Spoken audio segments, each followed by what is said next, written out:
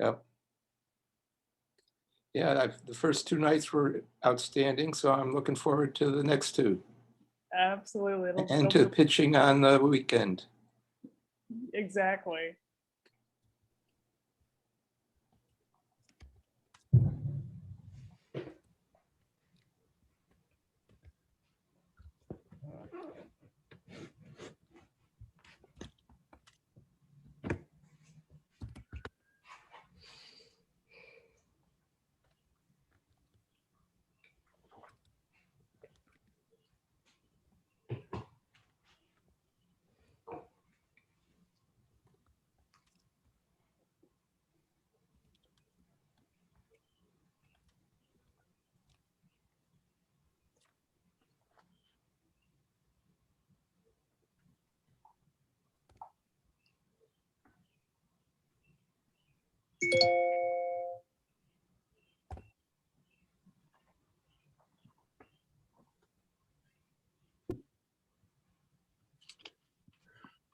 Oh. 7:01. Who's our host?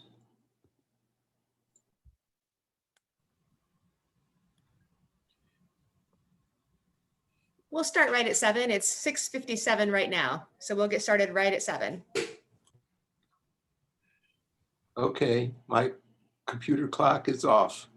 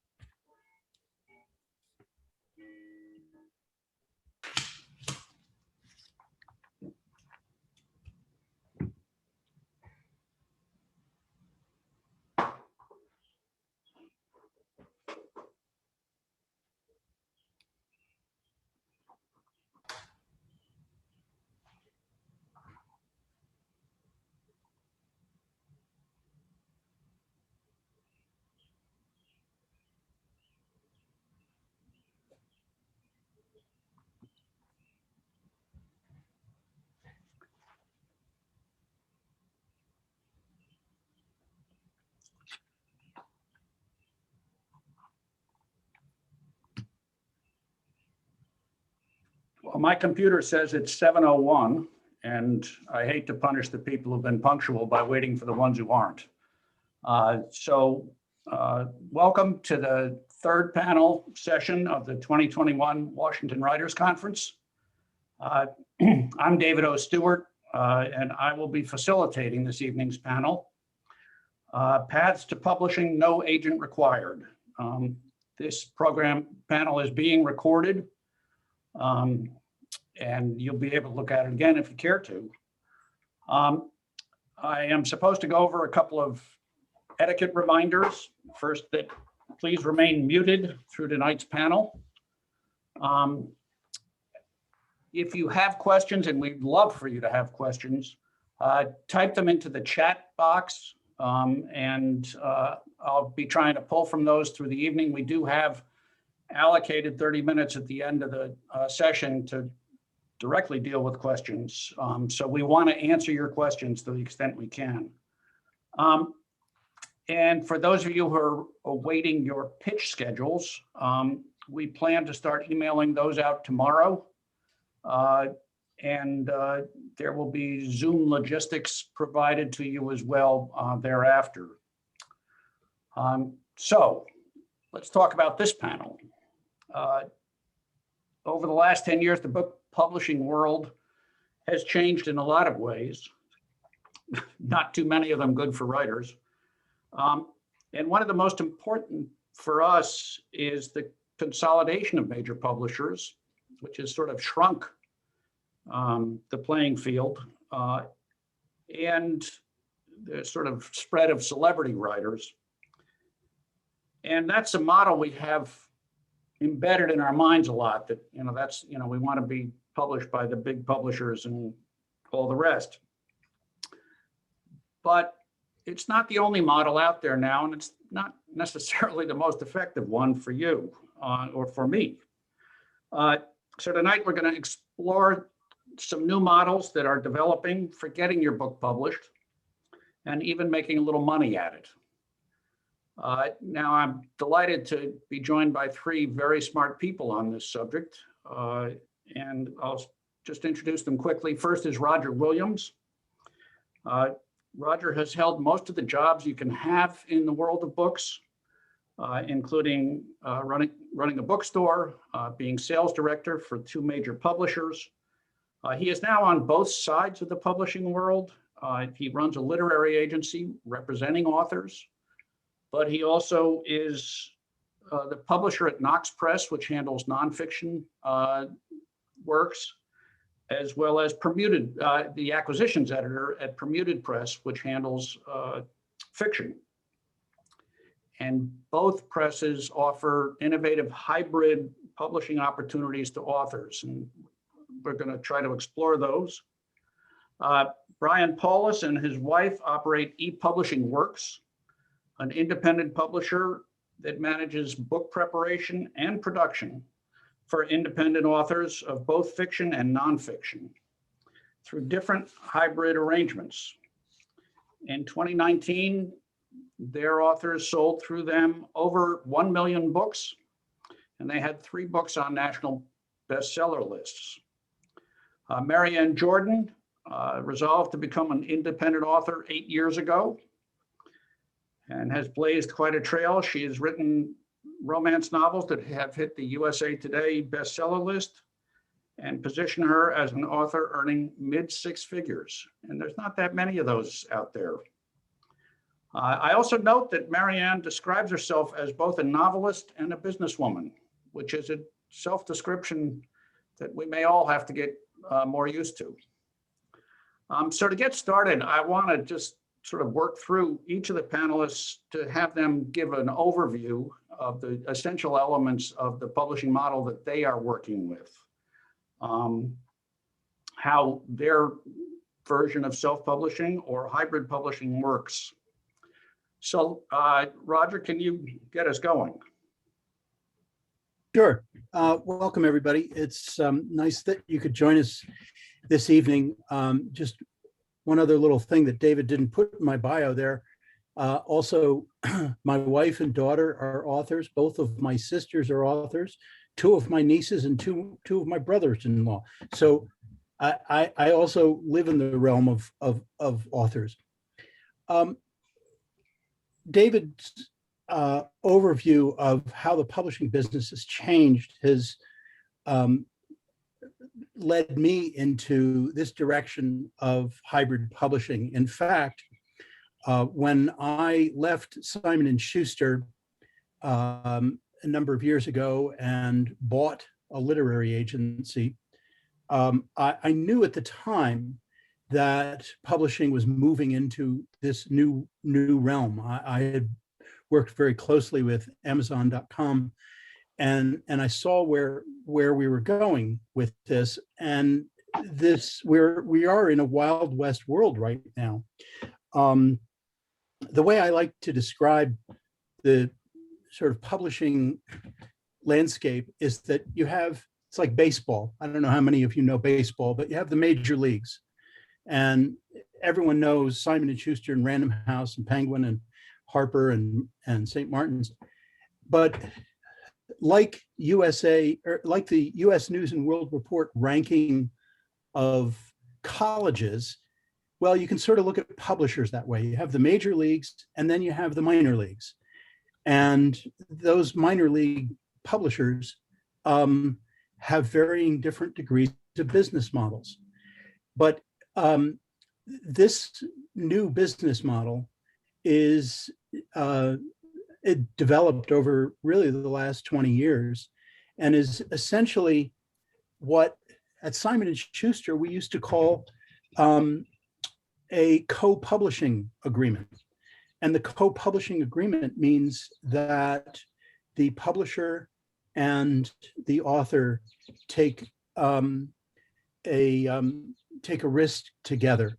So the traditional publishing model essentially is there's an advance against royalties, and the author can earn as high as a 17% royalty.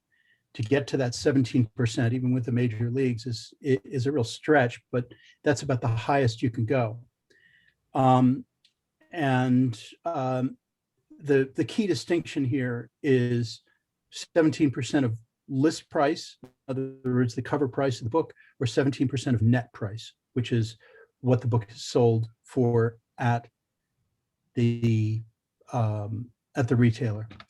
So many publishers, including the major publishers, Simon & Schuster, Random House, have imprints that are called hybrid publishing. And hybrid publishing essentially is there's no advance or very little advance, but a much higher royalty. And I'm not going to go into the math right now, but when you do the math, it works out about the same. The difference is that the publisher subtracts all of the costs before you start earning your royalty. And we can talk more about that in detail, but that's what hybrid publishing is. And essentially, because of Amazon and other online and how the retail landscape has changed, it has made this business model better for publishers, and it makes it more accessible for authors. So the last thing I just wanted to say here is that the title of this panel, No Agent Need Required, doesn't necessarily mean that you can't do hybrid publishing without an agent. In fact, the more you have a business consultant, i.e. agent, on your side, the better you are. But not all agents really like dealing with hybrid publishers, because most agents are still used to that frame of mind of making their commission up front. So that was long-winded, but it's an introduction. Well, there will be more to explore. Brian, can you describe how e-publishing works?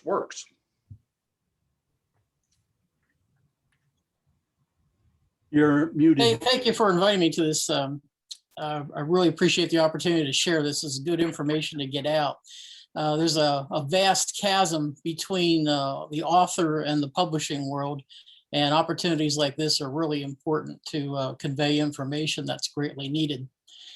Roger did a good job of explaining the nature of the hybrid publisher, and that's pretty much what you see with ePublishing Works or Rise Up Publications.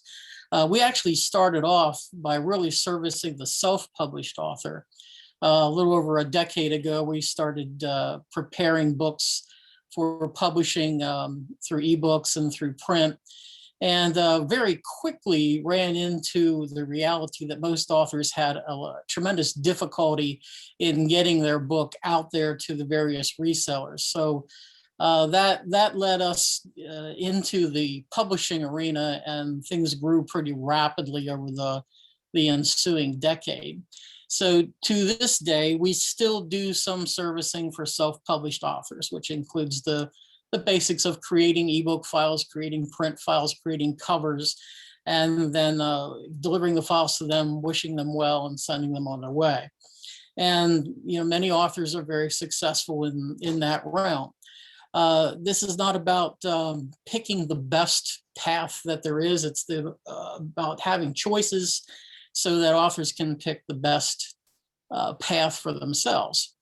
And we have, for authors wanting a more full service approach, we have two publishing houses. One is ePublishing Works, which publishes general fiction and nonfiction, and Rise Up Publications, which publishes Christian fiction and nonfiction.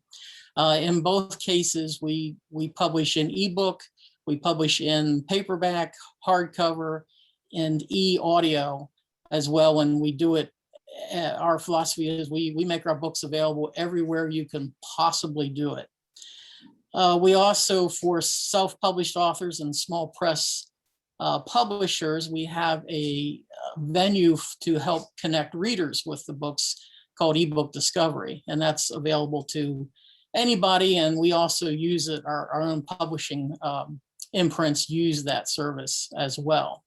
And that's really matching up genres to people who read that genre, much like BookBub, but it has a couple little twists to it. One of the unique things that we do, and we started doing this 5-6 years ago, because no matter how you publish a book, it's expensive. Whether it's a traditional publisher or whether you're going to do it yourself, you're going to put a lot of time and a lot of energy into it. And we took a look at it, and if a book is not performing more than 3.8 stars, it's really dead in the water. I mean, in our world, you're not able to promote it. Nobody really wants to buy it. And it's kind of a sad state for everybody involved. So by 3.8 stars, you mean Amazon rating? Well, just about anybody's rating. Yeah, most okay. everybody goes on a 5-star system. Yeah. Amazon probably being the best known for that. So we developed we call it an ARC review program, and that's really a bit misleading, because an ARC review is typically known as something you get the book produced, you send it out to a couple of readers, and they give their early reviews on it. This actually backs up a couple steps during the development process. That's the first thing we do, is put the book out to our reviewers to let them review it. But we actually develop a structured review process that the reviewers all go through this, and they answer a survey that asks very specific questions about the book. And this is a multitude of readers. I mean, typically we have 10 to 15 people will read the book and do this survey. So you get very good data in how a reader is perceiving your book. And these are people who are avid readers in the genre that it goes out to. And what that does is it gives the author very actionable items to be able to tune that manuscript up before we go through the production process and release it. And that, I'd have to say, I think has been 100% successful. We rarely see reviews below 4 stars on our books. And it is a very, very critical element, no matter what you're doing, you need to get quality early feedback that's actionable so that you can get your work tuned up. That's probably a uniqueness to us. Beyond that, as Roger said, we trade, we're not paying upfront money as in traditional money. We have I don't want to get too deep into the numbers, but basically we have two programs, a 40% and then an 80%. And to get the 80%, you participate in some of the cost of preparing the books. And that is probably that is by and far the most popular program. It is the way to make the most money for the author. Beyond that, we follow very efficient processes, and we know how to get a book out and done quickly, efficiently, and do it in a way that makes money for the author. Okay, and now, Maryann, if you can describe your career as author and businesswoman. All right, I am completely self-published, totally indie. It wasn't that many years ago that I would have been the horrid stepchild who wouldn't have been invited to the table. That's the way it was when it was mostly traditional. I got into being a self-indie author about 8 years ago, and I've worked very hard at it. I did send out, I hope you got it, I call it the motivations, myths, and marketing for being an indie author. There's a lot of myths out there. My goal tonight is to not tell you, go out and be an indie author, because it does take a lot of work, as if you want to be successful at it. If your goal is, I just want to see my book on Amazon, you can do that. You can go for it. But at this point, I've published 65 books. I've sold over 750,000 books myself. I've had over $2.5 million in royalties in the last 8 years. So, and I know other people who are doing this, but it does take work, and you're not just an author, you learn to run your own business basically. But when I started out, it was just basically me. Some of the things that you want to have, absolutely, is that you're not going to work completely in a vacuum. I have many author friends that create their own covers because they are so good at that, and they know the design programs. I draw a stick figure. This is not my forte here at all. So I have found people that do really, really excellent covers. I have also made some serious errors. I had some horrid covers to begin with. And so one of the great things about being an indie author is when I get a new cover, I slap them up on Amazon and Kobo and Barnes and Noble and Google Play and everything else. So when I make a change, I can get it out there. I think the two biggest myths that I would have to say about being an indie author is I want to do this because I heard you can make a lot of money doing it. There is money out there to be made, but it's not easy money. So right off the bat, you need to know that. On the other hand, though, I hear some people say, well, I don't want to be an indie author because I want to be a real author. Okay, I'm going to let that sit there for just a second, because I got to tell you, that'll make my eyes roll back in my head. You would never go to a place and listen to an indie musician who moves you and the music is amazing and go, yeah, but they don't have a record deal, so they're not really a musician. You would never say that. So don't let anyone tell you that you're not an author just because you don't have a traditional contract. For some of you, that is the way you want to go, and I wish you nothing but the best.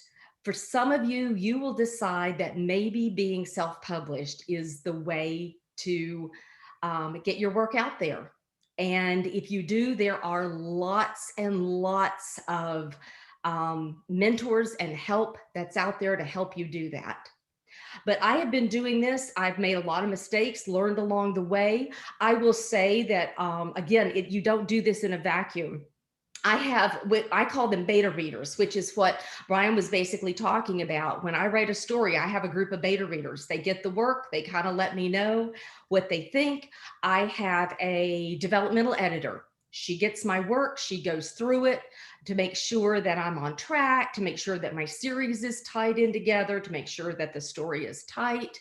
Once we make those changes, I have a copy editor who goes through and he does 2 rounds of them. Again, you want everything as clean and well written as it can possibly be.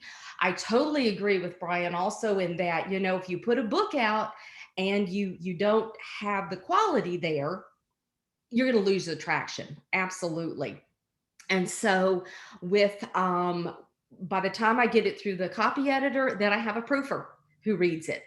And then I have my own art group that where this is the people that they get this early book. Amazon does not want you to require an early person to write a review. So I can't make that. I tell my art team, I would love it if you'd give me a review, but I can't demand that of you. And actually, I'm very fortunate. I've got a phenomenal art team of about 70, 80 people, and almost all of them will review. It was slow growing at first. You don't put out your first book and suddenly you're making money. But again, part of it depends on what is your goal. You may have been writing and you just don't have maybe you've been thinking traditional and you're just really tired of being turned down. Maybe you're tired of somebody telling you your book isn't in the right genre. There's no market for it. If I had a dime for every time I've heard somebody say that they've gotten turned down by someone who said, that market isn't moving now, and they self-published and started making money with it. So what I do is I am my own publishing company. And yes, I pay people now. I didn't at the beginning, but now I have people that I have a publicist. I have a cover designer, 3 of them. I have my reader group, which is in Facebook. These are people dedicated to my books. I've got about 2,000 readers in there. It's a team approach, but it started out as just me. And the one thing that I like is I'm a control freak. So my brand is my brand. My covers are my covers. They are the way I want them. I choose the models. I have a photographer who works with the models that I want. And then the royalties are mine. So, Maryann, maybe we could just cycle back to where you just were, which is when you started, because that's really the people we want to talk to directly. okay. So, when I what do you first, do to start? when I first started, I would tell people right off the bat, you might absolutely hate Facebook, and I get that, but one of the first things I was doing is I was on Facebook looking up cover designers and talking to other authors.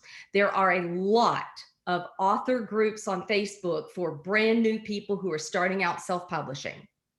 And these are full of people who will help you answer questions, help you know exactly what to do. I had a mentor through that, and she was the person the very first time I was uploading to Amazon saying, click on this, now go here, click on this, and she was leading me through it.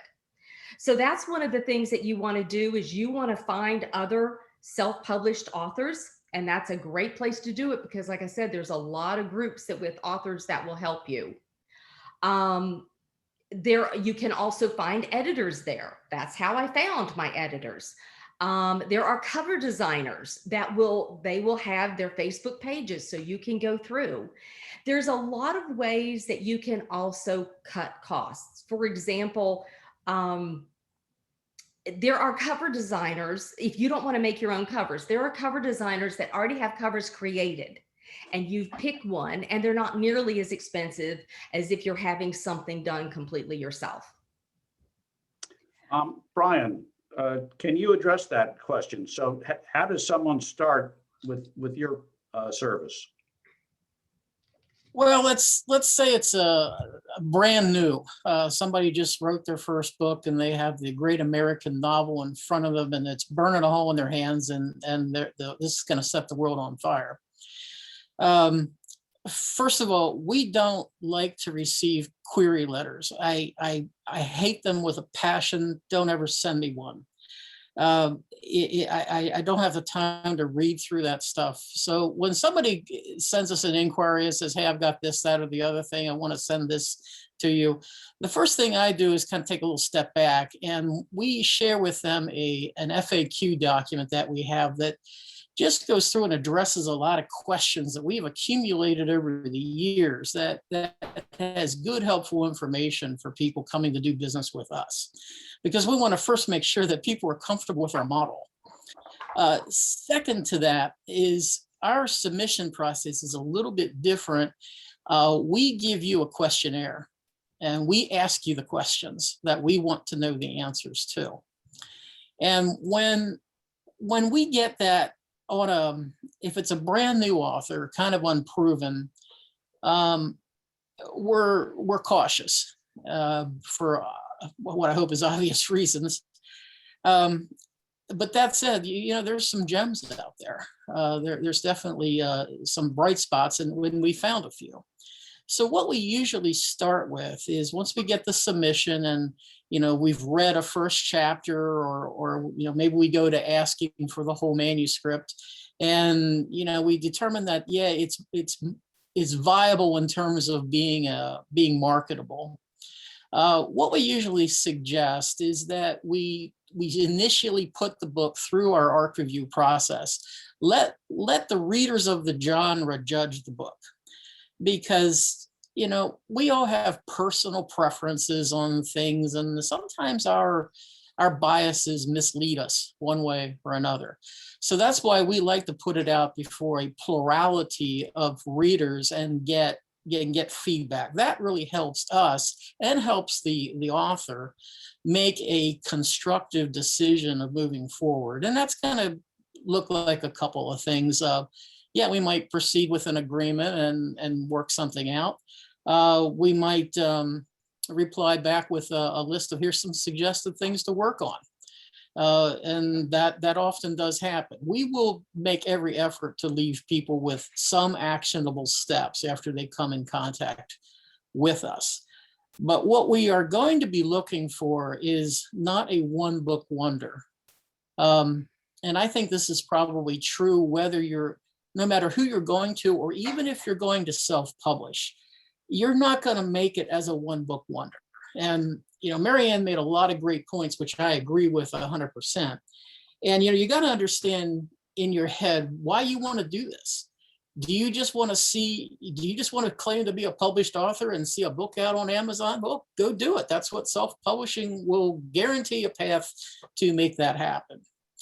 But what we're looking for is somebody who's committed to building an ecosystem. And that's really what Maryann described there. She worked very hard. I mean, the number of books, I think she's at 65, am I right?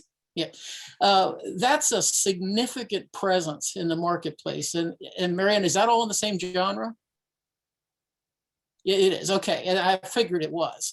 So what she's building there is a huge ecosystem that readers can come into, and they can spend time there.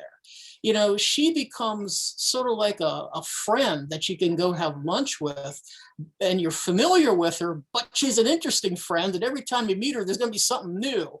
And that's what you want to create as an author. There has to be a familiarity, and you've got to build, provide the content, because people who are voracious readers, and those are the ones that you want to get to, want to enter into a world, and they want to hang out there because it's familiar and it's comfortable to them. So when we look at an author, we want to see somebody who's committed to building that process. We like to see, I would say, at least, if you're coming with your first book, we want to hear that you got a plan for at least 3, and ideally more. And I think it's, you know, and there's exceptions, but as a general rule, until you've got 6 books that are speaking to the same audience, again, building that ecosystem, you're not really going to see any significant money from that, but it will come. The more you build, the more they will come. And the authors always ask, what can I do to sell more books? And my answer is always the same: write more books, because nothing sells books like books. And you're the only one that can do that. Yeah, we can't do it. You can't hire people to do it. Only you can. So that's a little bit of what it's like to get started with us. Then we have other situations where people come with a large backlist of titles that might be out of print, which we're happy to do if it supports new front list material. Again, if it contributes to building an ecosystem. So there's a lot of different paths that we get into. And of course, if you get into nonfiction, that's a kind of a whole different realm. What I'm really addressing is more the area of fiction. Nonfiction, the thing we're going to ask you there is, do you have an audience? Because you've got to have some sort of connection with something. And it's typically our nonfiction books are probably classified more as platform books where they are really addressing an existing audience. So I'll stop there. I don't want to keep rambling on. I could go on all night. So Roger, how does somebody start with you?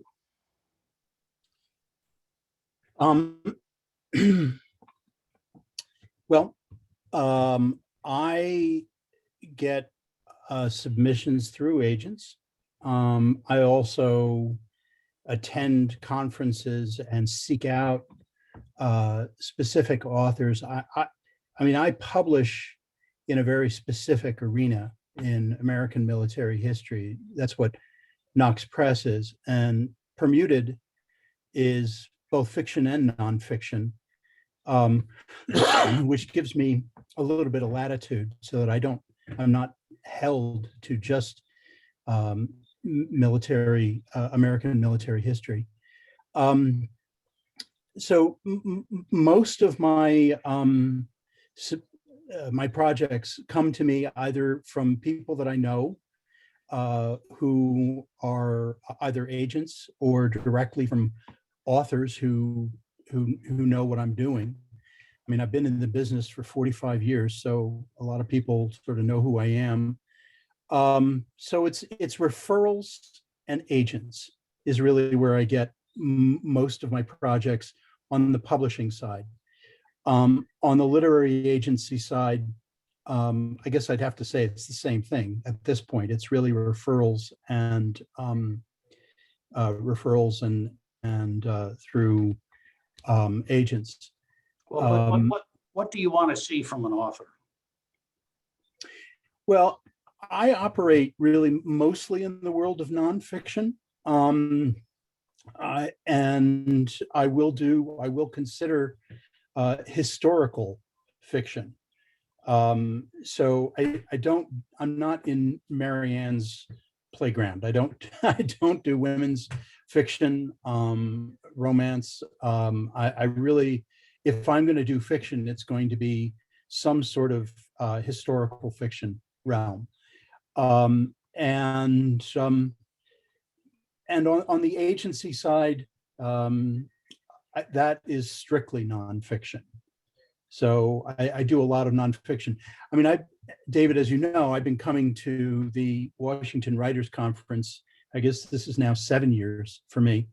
And one of the reasons why I love coming is because I always find a lot of great nonfiction authors. I think from Washington Writers Conference, I think I have 4 or 5 clients out of 7 years. You know, I think it's pretty good batting average. So, you know, you asked the question, how do they find me? I've got the Roger Williams Agency website. It says I'm not looking for new clients. That's just to try and keep it down a little bit. But, you know, I'm on Facebook and people can get to me easily with rogerwilliamsagency.com. And just a couple of things also I want to throw in here. First of all, and there's some questions that some people have asked that I'd like to be able to answer too. Jacob Weber's question and Terry Irving's question. So we'll get to those in a little bit. But on rogerwilliamsagency.com/downloads, I have a whole series of white papers about the inner workings of publishing. It includes what goes on in the mind of an agent, what goes on in the mind of an acquisitions editor, and some other white papers about how to prepare submissions materials.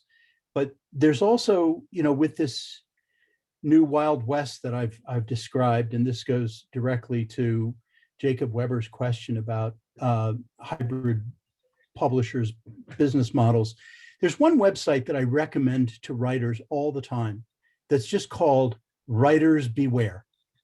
The Writers Beware website, it's actually hosted by the Science Fiction Writers Association. They just host it, but if you just Google Writers Beware, Maryann mentioned that she is an author and an entrepreneur. She's learned the business. And one of the reasons why an agent is so important for writers is that they know the business. So if you don't have an agent, you should definitely go to Writers Beware. They have a whole lot of articles about what to be careful about, and they answer a lot of questions for people who are unagented about the publishing business. It's a dedicated group of people who answer a lot of questions about the publishing business, including the difference between a hybrid publisher and a vanity press. There's a key difference between a hybrid publisher and a vanity press, and that's understanding the business. And it also will help you just learn the business, because to be an author means not only having the talent. I would really appreciate Maryann's being able to say, oh, she learned this about the business and about covers, and yeah, but she's also got talent. So that helps having the talent too. But you do need to learn the business, and having an agent will help you navigate the shoals of the publishing business. But if you don't have an agent, go to Writers Beware. That will help you. Well, let's talk for a second about expectations an author might have for the early, the startup. In each model, if each of you could address what kind of expenses you might expect to have to shoulder, and how long the process is likely to take. I understand it's not one size fits all. Not every book is the same, but what's a range that might be reasonable. So can I start? Is that okay? Sure. Because this is a perfect opportunity to talk about the difference between hybrid and vanity. Okay. A hybrid publisher should not necessarily be charging you anything up front. If you have somebody who is charging you money up front and they call themselves a hybrid publisher, well, no, I don't think so. That's not really how what hybrid publishing is. Hybrid publishing essentially means that the publisher will assume the expenses up front and will deduct those, like editing expenses and cover design expenses and all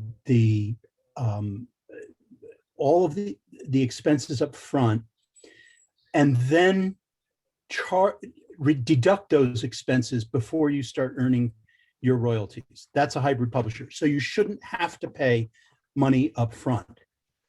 Now, there's all sorts of nuances there. I talked earlier about the major league publishers. Even the major league publishers, Random House, Simon & Schuster, all those guys, they always charge authors for an index, okay?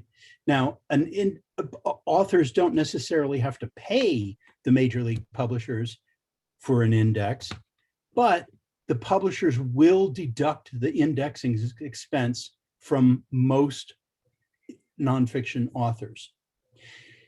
Hybrid publishers may say to an author, you either provide us with an index or we will provide you with a professional indexer who will do the index for you.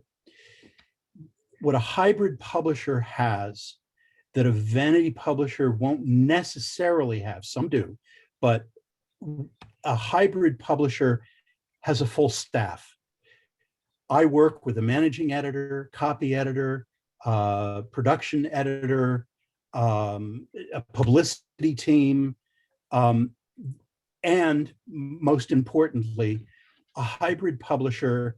And this is really what's important to understand about hybrid publishing, is that we partner with a major sales and distribution partner. All of the books that I publish are sold and distributed into the marketplace by Simon & Schuster. no slouch publisher they. So my authors are able to say to any bookseller, or when they go on the radio, if you want my books, just go to Simon & Schuster. That's important, okay? Because sales and distribution is really key. And you'll hear a lot of independent presses who will say, well, bookstores can get my books anywhere, you can get books from Ingram, you can get books from other wholesalers. Yeah, well, there's a difference between just a distributor or a wholesaler stocking your books and a sales force out there selling your books. So again, another long-winded answer, but these are the nuances of the business between a hybrid publisher and a vanity press. Maryann, thank you. Maryann, what kind of expenses might the first-time author expect to have to carry, and what's the time frame? The time frame is something that you can really set yourself. But once you're ready, there are ways that you can hold the cost down at the beginning. For example, as I've mentioned, there are some cover designers that already have a whole bunch of covers on their website. You just pick one and the costs are a lot less. I know some have sold them for like $50. Draft to Digital and is one of the websites I would tell you to check out. It's just the word draft and then the number 2 and then digital. That is a disaggregator that will actually, you could upload a book there and then have it go to Kobo, Amazon, Barnes & Noble. You can have it Apple, it can go to all of those. One of the things that they now do is you can design a cover through them as well, and that really helps keep the cost down. As far as, you're thinking, okay, I don't have a beta team, I don't have an ARC team. Getting with other authors that you have met and having an author review is great. You read their book, they read yours, and you're able to have dialogue between yourselves so that you can save money maybe on some developmental editing to begin with, because you're getting that, it's almost like a shared expense.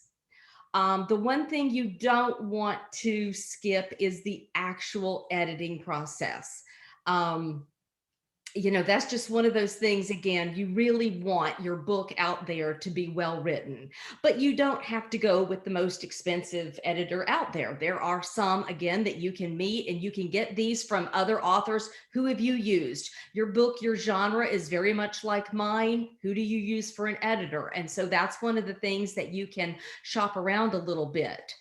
I write very quickly. I always have, and I dictate most of my books. That I did not start out that way. I'll tell you that's due to rheumatoid arthritis. So my fingers don't work as well as they used to. So I dictate, and I find that's even faster. But you can get a book once it's written and edited and you've got your cover and you've got your formatting, which if you happen to have a Mac, then you can use a program called Vellum to do all your formatting. Or I know Brian had mentioned that that's one of the things you do is help authors get a format so that it can be uploaded. And then you upload it and you're ready to go. One of the things that I have to absolutely agree with is that one book out there isn't going to do anything for you. The thing that you always hear authors say is you're only as good as your next book. And there are some people that will go ahead and write several books in a series, maybe 3 books, get those written, and then do what's called a little bit of a rapid release. And then that gets a little bit more traction and helps you build up some readership. But there are definitely ways, if you are working with other authors, that you can hold down the costs because you're doing some of the sharing. So Brian, can you address those questions? As Roger said, the permutations of the arrangement is pretty vast. There's a lot of ways that these deals can be structured. And if you're talking about a brand new author, you know, that's a huge risk from a publisher standpoint. We work two different ways, and one of the ways is what Roger would probably classify as a vanity press, where the author does participate in some of the preparation costs in exchange for that higher royalty. We will also do it the other way. We have a more traditional approach, but usually when people compare it side by side, they choose the one over the other.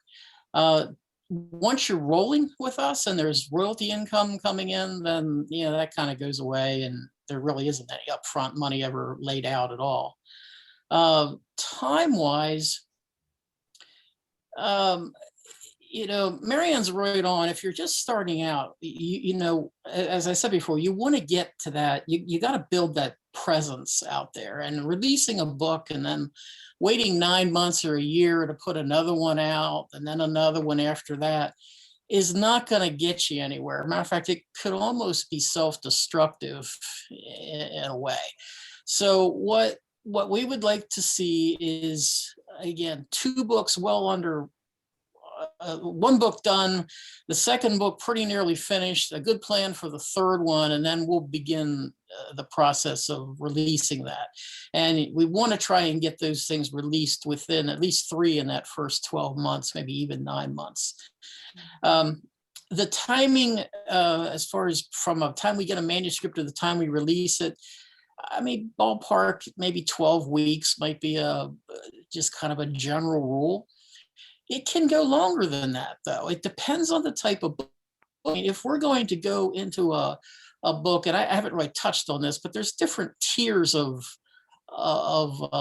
releases here. And if we're going to go into an offset print run that's going to involve several thousand copies being warehoused and then released, that release date is going to be pushed out pretty far, because the sales team is going to want to be selling that first print run. They really want to have it sold by the time it releases, so that once the book's released, you're ready to go into a second print run.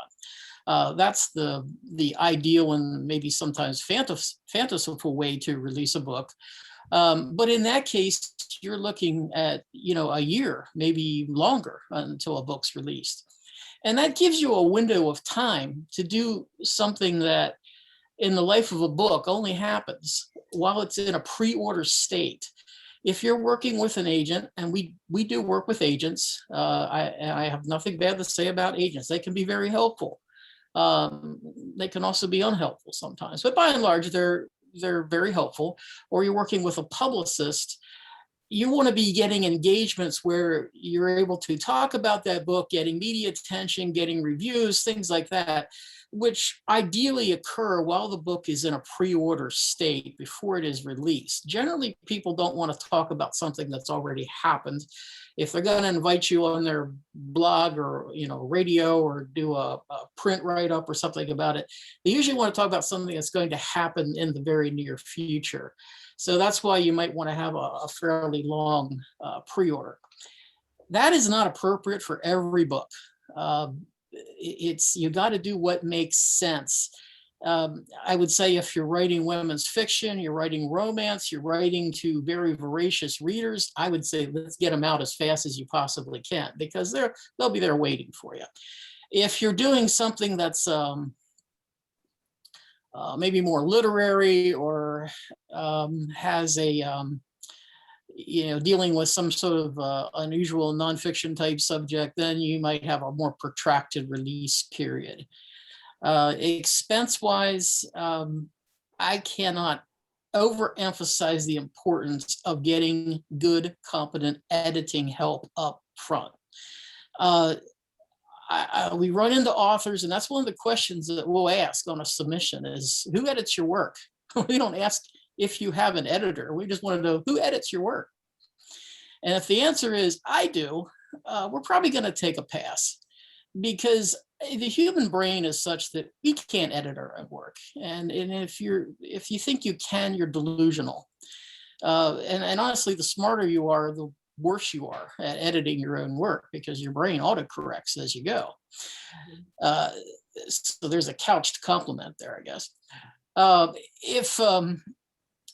editing is extremely important, and it's also personal. While we do have editorial staff here, we use it for some authors, but by and large, I really encourage authors to build a personal relationship with an editor.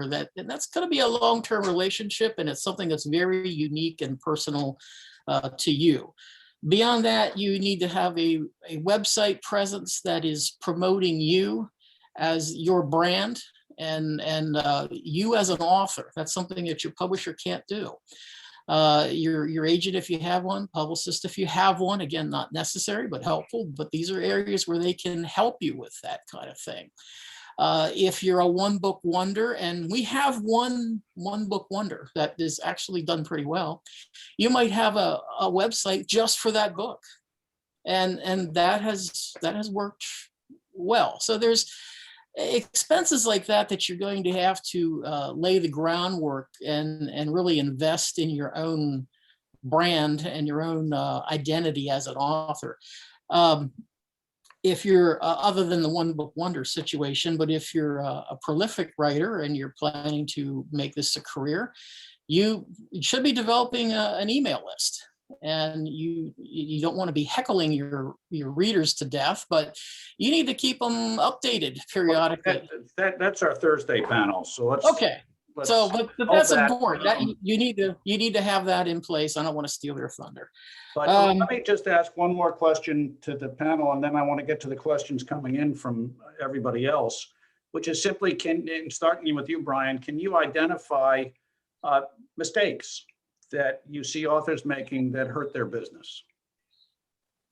Yeah, a couple of them. Typically, Maryann being the exception to this, typically authors are not good at designing covers and writing sales copy and choosing titles for their book. Not to say that you don't have some that are, but by and large, they're too close to it. They're too close to the work to really do those kinds of things.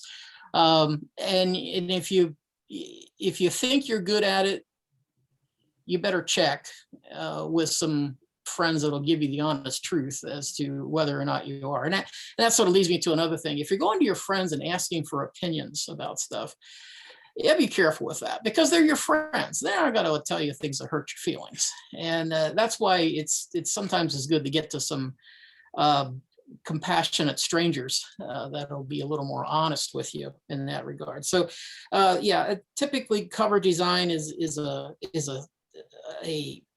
sticking point. Also, the lack of focus, and we've touched on this several times, but I think it's worth mentioning again. Writing, if you're going to be successful at it, other than it's just a hobby thing and you want to get a book out there, it is a long-term commitment. It takes hours of work, and you could go a long time without getting any significant money back from your effort. So it takes focus, and like I said, you got to get to that sort of that 6-book threshold and get beyond that as quick as you can, and that means 6 quality books that people are delighted to read and eager to tell people about. The other mistake we see is consistency. It's amazing how many people come and say, well, yeah, I've written science fiction and I like to write historical romance. And yeah, I dabble in mystery, and I've, written erotica a lot, and it's just all over the map. Again, this goes back to what I was saying earlier. You've got to build an audience, and you're not doing that if you're running this way and that way and the other way. And if you're the rare person that is extremely prolific and you can write in multiple genres, and some people out there can do that, you probably ought to be doing it under different pen names so you're not confusing people who are like, oh, I can't wait for the next book to come out. And it's like, what is this? Because a lot of people don't understand genres real well. They think a book by that same author should be like the last one that they read, and they don't necessarily understand why it isn't. So you need to stay focused, you need to be consistent, and you need to be doing long-range planning. If you're starting into your first book and you haven't thought about the second, third, fourth, or fifth, you need to back up and think about where you're going. In the genre fiction area, we like to see serial books. We're going to be pretty eager to latch on to somebody who says, I got a plan for an 8-book series. One of our most successful authors who came to us many years ago had 3 books done. And yeah, I think that series is now up to 17. And she's been extremely successful in building that ecosystem. And again, every new book sells, a new book comes out and it sells all the other 16 that were before it. And you keep building and building and building on this, and it works. It happens. So it takes, again, focus, consistency, long-term planning. You're not going to make it with one book. You need to be building call it what you want. We call it ecosystem. You call it building a world, whatever you want to call it. You're building an environment where people can enter into, hang out for a while, spend some time. And, to that end, when we publish a book, with some rare exceptions, we like to have at the end of that book, the next book available for sale, even if it isn't written yet. Now we have the opportunity, we can put a book on pre-order a year out, but we'll do that because even if you haven't finished that book, we want something for, I'm happy. I really like this author. They got to the end of the book, so it must not have been too bad. So at that point, they need to have another book to buy right there, even if it's not quite ready to go yet. So those are some mistakes that people make by not doing that. If you don't do that, you're going to have a hard time circling back around and ever reconnecting with that reader ever again. Okay, Roger, how about mistakes you've seen? I'm going to start sounding like a broken record. Learn the business. I mean, the assumption from a lot of first-time writers that I've seen for a long time, and I've been in the business for, seen a lot of authors, is that authors are wonderfully creative, talented people, but they don't know the business, and you have to learn the business. So the mistakes that I've seen authors make is that they'll assume that their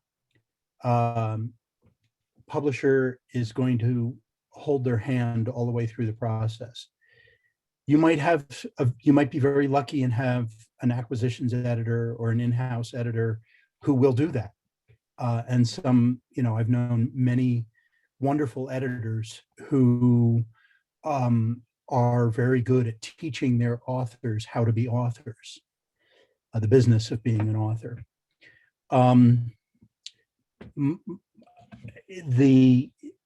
But that's kind of rare. There are authors who will be lucky and have an agent for many, many years who will take care of all of the business aspects. One of the things that's interesting nowadays is that it's so easy to self-publish, technically, and there are so many different options to self-publish. A lot of people are just saying, "Oh, to heck with it. I'm not going to take the time to, what it takes to hook up with an agent." There are many advantages to having an agent. You've heard me say that before. One of them is being able to watch out and be able to explain the business to you. So that's really it, is understanding the business. Maryann, any words on this? Probably very much sounding like the others. I would add, I think for self-published authors, the mistakes I see is you do not want to skip on editing. That is huge. The same thing with covers and website. I go along with that, but I would have to say you need to build a brand. And that's one of the things I didn't do right at the very beginning. That's one of my mistakes. And it took learning the business to understand. Now, when one of my pre-sales come out, the book is more recognizable. The way the font on the covers, the way my name is written, the way the covers look. If you go to my website, I would encourage you, go to my website and take a look, and you'll quickly look as you go through the books, and you'll start realizing she has a brand, and the brand needs to be recognizable. Absolutely consider writing in series. Obviously, if you're doing fiction, especially if it's the rabid readers and they want that next one. I always put my books out on pre-sale. And again, I have at the very end of a story, I'm currently writing in 4 different series, but I have that next book in that series up for pre-sale. I think I've got 7 books up for pre-sale right now. That is key. When your rabid readers get to the end of your book, they want to click right there. You've got to give them that clickbait so that they are right there ready for that next book. I write in series. I have my longest, 8, 10. I've got one right now. I just released the 16th book in it, and that one's doing so well. I may keep writing in that forever. As long as people are willing to buy it, I'm going to keep writing. Well, that's actually a question that we got in. It's fine to have different series that you. Oh, yes. Develop. Yes, So- I started out writing one series, and then that one kind of came to an end, but I like to do spin-off series. That means you take a character or a group of characters from one series and you start a new series. I tell people you could probably start with my first book and eventually make it to my 65th, because I will pull in characters as we go along. That's pure marketing. I do it because I enjoy that as a reader, and I enjoy doing that as a writer, but that's pure marketing. I want to drag those readers along with me so that when they finish one of my books, they're ready to move right on. It also allows you to continually pump your backlist. Your backlist is pretty much any book you wrote beyond a year.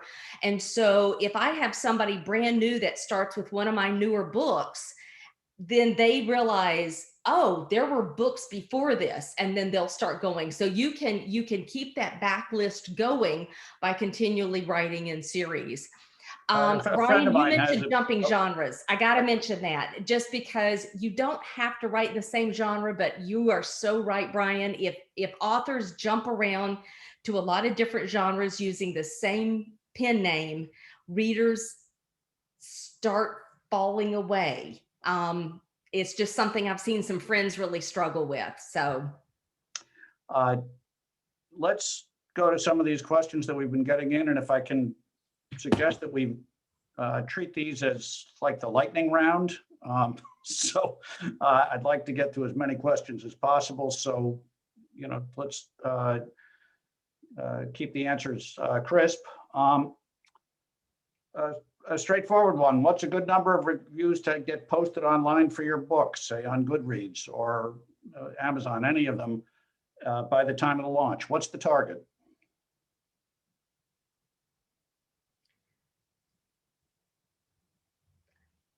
I don't actually have a particular target. I just, I know that BookBub, for people trying to get certain sales, they used to say if you could get to 100, but you can get a BookBub, which is an advertising site, without having that. So I don't actually have a particular target. Now I have I was just thrilled at the beginning to get any reviews. But you do want to take a look at them at the beginning to see how well you're doing with them. Okay, Brian? I don't have a number.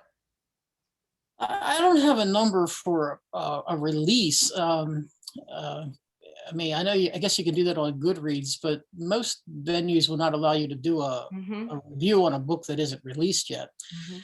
The big value in reviews is you don't want to be looking at a book and seeing all the reviews came in 3 days.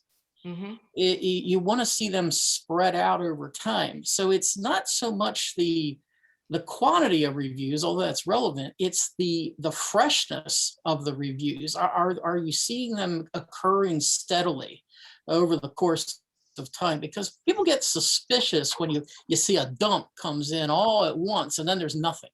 All the author's friends and relatives. That you don't want to have. Right. Yeah. You just figured out how many friends that the author has, and now you know, and they haven't made any friends since. Roger? What Amazon tells us is that once it hits 100 views, the computers kick in and your books start to rise to the top. I think that it varies, really depends on some other factors that are going on at Amazon, such as how much money the publishers are forking over to pay for placement as well. But generally speaking, it's around 100 reviews, and that includes Goodreads as well, since that's an Amazon company. So what's the significance of straight to paperback? Is that standard? Is it somehow low rent? Is it? So what's the market view? So this is interesting, where I answer both as an agent and as a publisher. Because it is online has commandeered so much of the market these days, it's hard to publish a hardcover. Excuse me, I'm getting a phone call that I don't know how to shut up. It's hard to publish a hardcover because what happens is that very shortly after the release date, you start to see recycled hardcovers come up on Amazon for sale. So, let's say you have a hardcover at $25, and then all of a sudden you start to see them at $17. Well, that's the price of a paperback.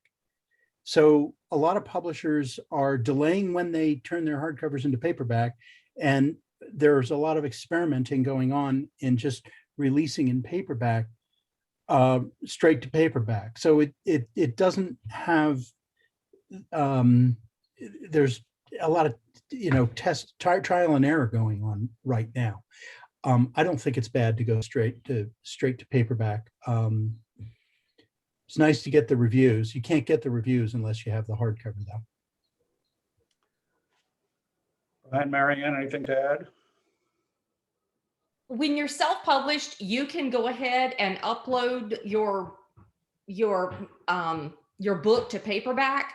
The difference is you're not having to order a whole lot. They're just available. You would definitely want to do at least the ebook, because if you're writing in the romance genre, the readers will read an average of anywhere from 5 to 8 books per week, some more than that. And ebook is the way that they can afford that.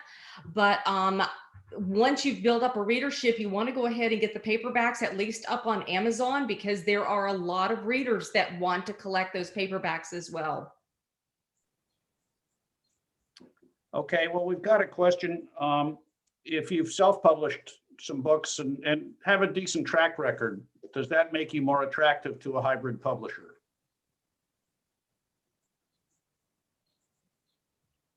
Yeah, I'll take that one.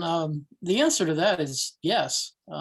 If there's evidence out there, because sometimes we'll look at somebody and they've actually done fairly well with horrible covers, and that's kind of an interesting. I'm sorry, I wasn't personal.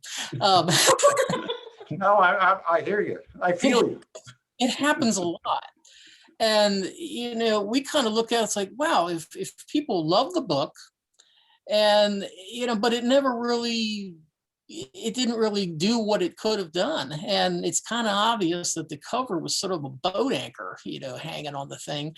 That's kind of intriguing to us, because those are problems that are pretty easy to fix. And again, you work that into what Maryann's talking about, a branding. And a lot of times that's what they're suffering from. You look at these covers and it looks like it was, sort of a schizophrenic arrangement if you lined it out there. So you take some of those backlist titles and you pull them into a brand, or get the author to maybe build a series on top of some of these things. And yeah, it can be very helpful. I think it's good proof. It sort of takes the sting out of the risk. Is there anything to be suspicious about if a publisher is requiring pre-sales, presumably from the author? You mean requiring the author to buy books up front? Yeah, that's a little weird. I can answer that too. Yeah, it's a little weird, but it's happening more and more often. And it sometimes can determine with these hybrid publishers, and full disclosure, even my own, it sometimes can determine whether or not a publisher will move forward with a project. But it is so title specific. I will say that for every deal that I have done, and I've now done 32 deals in 2 years. Okay, 32. I've published 32 books in 2 years. In all 32, I have never required a buyback. But some of my fellow acquisitions editors will only do a deal if they get a buyback. So it really, but it's usually the business books. It's usually the business book authors who already are on the speaking circuit and that sort of thing. But there are a lot of publishers, there are a lot of hybrid publishers that sort of will look more favorably on buybacks. Okay, we have a request for other resources for a fiction writer to learn the business. What I mentioned earlier, as I mentioned, writers beware, that is also equally as valid for fiction writers. Like I said, it's hosted by the Science Fiction Writers Association. So they have a lot of really good information for fiction writers as well. And depending on your genre. So if you're a mystery fiction writer, join the Mystery Writers Association. If you're romance writer, join Romance Writers Association. If you're a children's book writer, join the Society of Children's Book Illustrators and Writers. Those are good, solid groups to learn the business. Okay, we got a couple of specific questions for specific panelists. A question to Maryann: how many hours a week do you spend writing? And how many hours do you spend with your businesswoman hat on? I generally work. And it can only be 144. I usually work about 10 to 12 hours a day, 7 days a week, but that's me because I'm type A. So you can kind of ignore that. I'm retired, so this is what I do full time. But the writing, when I'm actually writing a book, that's what I do. So I would say I spend probably 8 hours a day writing and maybe 2 hours a day on the business or whatever. When the book is finished and off to the editor, but before I'm ready to start the next one, I might have a week where I'm really just mostly working on marketing, things like that. And then I get right back into the next book. Question for Brian, just some examples of recent successful books from your shop. I would take a look at the Daisy Gum Majesty mystery series by Alice Duncan. That's kind of an interesting success story there. Along with that would be Jean Glidewell. That's a cozy mystery series. Jean actually has 2 or 3 series there that kind of mesh together. And the reason I'm kind of particularly proud of the Alice Duncan series is that's a series that we got involved with. I don't even remember how many she had written, but they were originally written as romances. And it was a colossal failure. And the reason it was a colossal failure is that they weren't romances. And, we worked with her to sort of rebrand that series because there was some pretty cool ideas there, and it worked. It really took off, and it's a series that readers really seem to enjoy. We have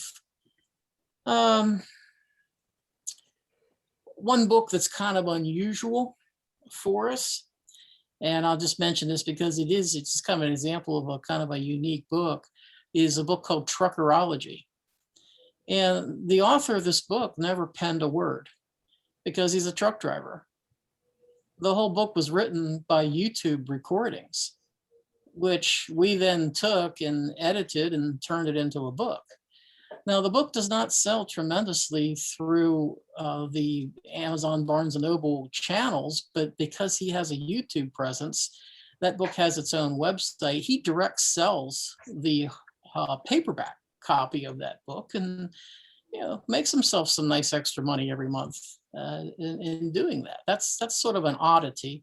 But that book, because of the way we produced it, launched a couple of other interesting opportunities as far as producing books from YouTube videos. And I would say this,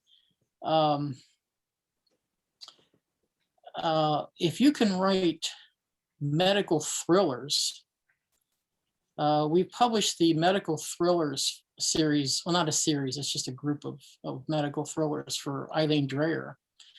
And they have been incredibly popular. We're trying to get her to write more. And if you know Eileen and you can help me pester her for more medical thrillers, I'd appreciate the help. There's kind of a case where not everybody can do that. And I think that sort of branches out to, if you want to have a success, look at what and do what only you can do. And that's kind of what we look for, is authors that are writing something that is out of their life experience in some way, that can be successful and unique, but not so weird that nobody wants to read it. We do have one question that's been passed through, and it says, I'm just going to field it because a privilege as the moderator, but also as having practiced law for many years. The question is, the book's been accepted by a smaller publisher, and the publisher then chooses not to publish or folds, goes out of business. And in both instances, you've got your publishing contract, and that's what's going to control it. And whatever the rights are in that contract matter. That's why Roger has said a couple of times, it's not bad to have an agent who looks at those contracts. It's also smart for you to go out on the internet and figure out what matters in a contract and just use your common sense. What matters in a relationship most, I've discovered in my years practicing law, is how does it end? And you need to know how it's going to end and how it's going to be dealt with. There's also a question about hybrid publishers who have expressed interest in a book, and they've asked that some upfront costs be paid for. And I know Roger says that's not a hybrid publisher, but it's a different model publisher. And the question is, and I'm going to distill it, are they just trying to get me to cover the costs, and they're not really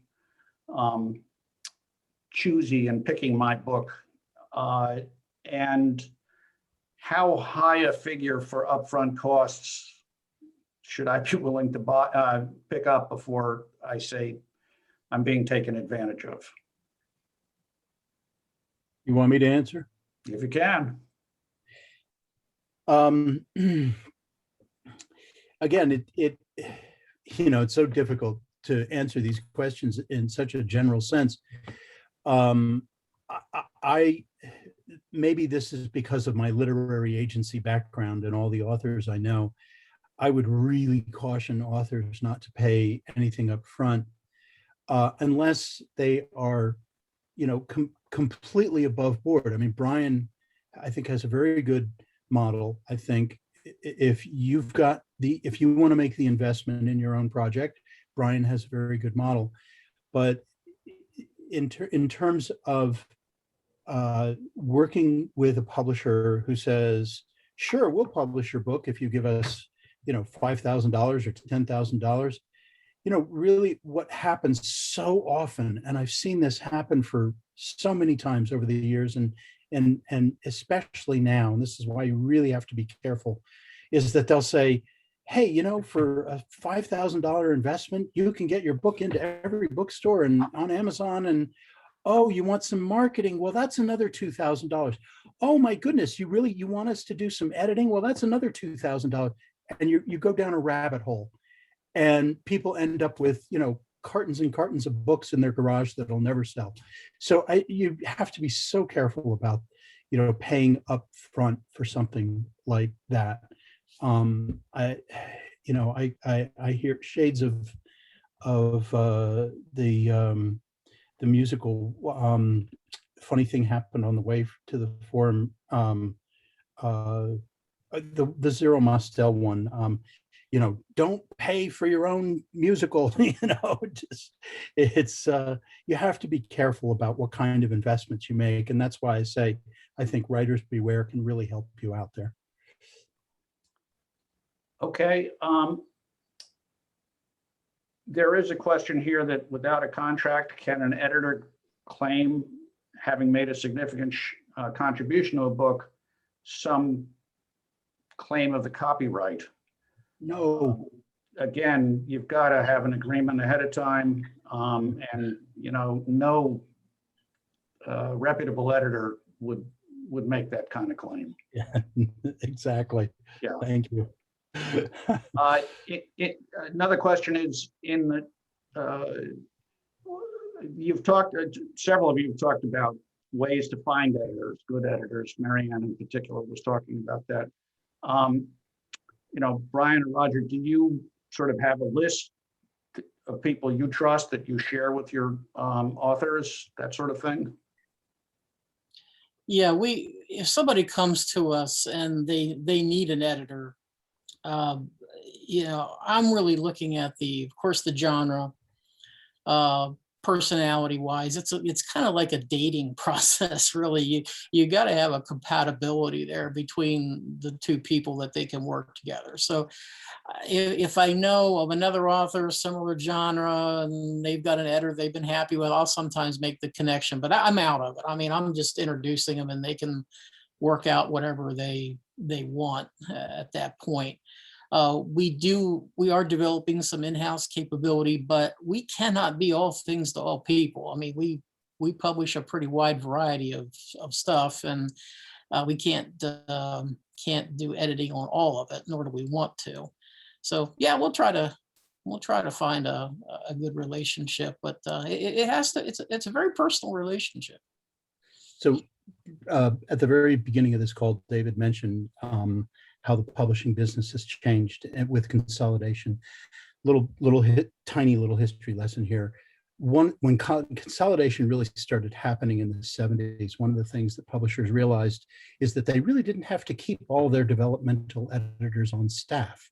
They could lay off all their talented developmental editors so that they would be freelancers, and that would make the authors pay for the developmental editing process, and they would just keep the acquisitions editors on staff to get all of the good projects. So a lot of there's a lot of really talented developmental editors out there. And again, sounding like a broken record, but Writers Beware is also and they don't pay me, by the way, to say all this stuff, but it's like a Consumer's Reports. Here are the reputable developmental editors. And here's who to avoid. Okay, last question, and this is definitely for the lightning round. We have people who sort of ask these poignant questions. What about poetry? What about children's picture books? And what about if you want to do nonfiction and fiction? Can you offer some advice and help? Any of those can be self-published. I know a number of authors that do children's picture books. They hire someone to actually do the artwork. They write the story, and then they self-publish. So that's one area that I can say I do know quite a few people who self-publish with children's picture books. The others I don't know as much. Brian, Poetry is not something that we will touch. It just doesn't have the volume, and we just don't have access to the market for it. Children's books, we typically don't do because of the enormous cost in producing a children's book. We would have the capability of doing it. And I have talked to people that certainly are involved in, they're writing a children's book or whatever. And the first thing I caution them, I said, well, if you're going to do that, great, but make sure you've got access to an artist, an illustrator that you can work with, and what the cost is of doing that, because that's the artwork's the huge cost on these children's books, and it can get out of sight. So you got to be really careful with that.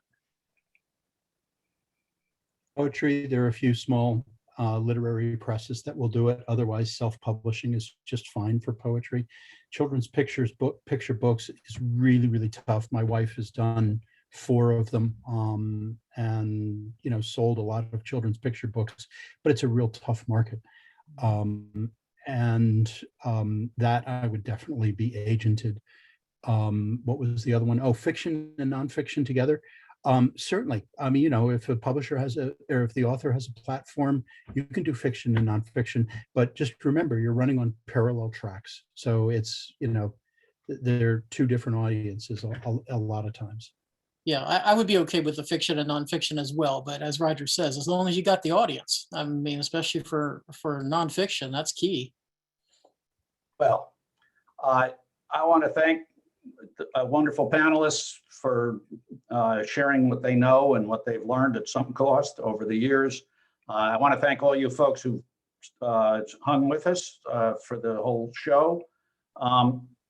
It's just 2 nights, and I will be back here at 7 p.m. for the last conference panel on selling the darn book. We're going to talk about social media, all the things you hate to think about, but you got to do. At the end of the conference, you will receive via email a survey for your opinion of the different things we're doing as part of this conference. That's really important to us. If we've done something crummy, we need to know about it. If we've done something good, it helps to know. You'll also receive links to the recordings of all of the panels. And we really look forward to seeing you next year at the in-person conference, which, as good as this has been, those are a lot more fun. So thank you very much, and have a great evening. Thank you, everyone. Have a good night. Thank you. Thanks.